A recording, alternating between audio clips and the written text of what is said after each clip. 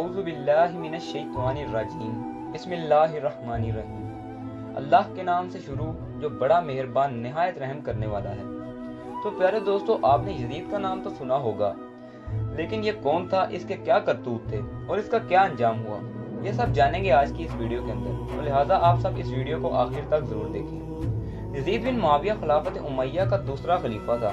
ये 23 जुलाई 645 ईस्वी को मुआविया के घर में पैदा हुआ। इसकी माँ का नाम मैसून था और हुशाम की कल्बिया कबीला की मसीही खातून थी।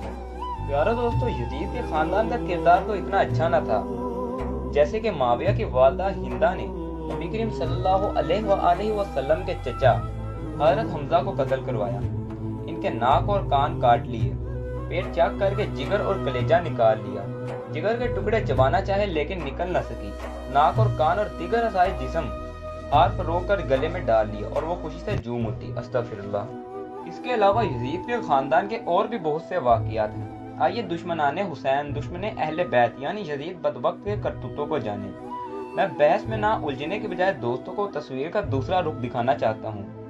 वाक़या करबला से हटकर यजीद के चंद मजीद करतूत देखें और फिर भी बुग़्ज़े अहले बैत रखने वाले और जाहिल लोग यही नारा लगाएंगे कि ये रज़ी अल्लाह ताला अन्हु या रहमतुल्लाह अलैह था। माज़अल्लाह। यजीद शराबी था, फहाशी और अरियानी का दलदादा था और नशे में रहने के बाद तारिकुस सलात भी था। यजीद की इन्हीं खुसूसियात की बिना पर अहले मदीना ने इसकी बैत तोड़ दी थी। इस बारे में इमाम इब्ने कसीर ने यूं फरमाया, यजीद के किरदार में जो बुराइयां थी इस बारे में बयान किया जाता है कि वो शराब पीता था, फवाहिश की इत्तबा करता था और नशे में गर्क होने की वजह से नमाज न पढ़ता था, जिसकी वजह से अहले मदीना ने इसकी बैत तोड़ दी। यजीद ने इन लोगों को कत्ल करना जायज समझा जिन्होंने इसकी बैत तोड़ी। यहाँ तवज्जो तलब बात यह है कि किसी को अल्लाह और इसके रसूल सल्लल्लाहु अलैहि वसल्लम के बाद हक हासिल नहीं कि इसकी गुस्ताखी या इनकार करने वालों को कत्ल कर दिया जाए। कुरान मजीद के इस हुक्म के बारे में क्या ख्याल है, जिसमें एक आम मुसलमान को कत्ल करने पर अल्लाह ताला ने अपने गजब और लानत का जिक्र फरमाया, और जो शख्स किसी मुसलमान को कस्दन कत्ल करे तो इसके लिए दोज़ख है कि वो मुद्दतों में इसमें रहेगा, इस पर अल्लाह गजबनाक होगा, इस पर लानत करेगा और इसके लिए गजबनाक अजाब तैयार कर रखा है। इस आयत की रोशनी में यजीद के बारे में बाआसानी साबित हुआ कि मुसलमानों को कत्ल कराने की वजह से इसका अंजाम दोज़ख है, क्योंकि एक मुसलमान को कत्ल करना पूरी इंसानियत को कत्ल करना है। अब यजीद के मजीद करतूत सुने। बदबख्तों ने हरम नबी सल्लल्लाहु अलैहि वसल्लम में घोड़े बांधे, मुसलमान सहाबा और ताबईन को शहीद करवाया, मुसलमान खवातीन की इज्जत लूटी, 3 दिन तक मस्जिद नबी सल्लल्लाहु अलैहि वसल्लम में नमाज और अजान मुअत्तल रही। इसके अलावा वाक़या करबला नाउज़ बिल्लाह इत्तफाक हादसा था या मार्का हक व बातिल ना था बल्कि सियासी जंग थी, तो अहले मदीना ने तो यजीद के खिलाफ हथियार नहीं उठाए थे, तो इन्होंने अहले बैत के कत्ल और यजीद के किरदार के बाइस इससे बैत का इनकार किया था, तो इनसे जंग क्यों कर जायज हो गई। इसके अलावा यजीद ने मदीना लश्कर भेजा और हुक्म दिया, अगर मदीने वाले बैत ना करें तो मैं मदीना तुम्हारे लिए हलाल कर रहा हूँ। प्यारे दोस्तों, ये थे यजीद पलीद के करतूत। अब चलते हैं इसके अंजाम की तरफ कि इसका अंजाम क्या हुआ। वाक़या करबला के कुछ ही अरसे के बाद यजीद एक हलाकत खेज बीमारी में मुब्तला हुआ।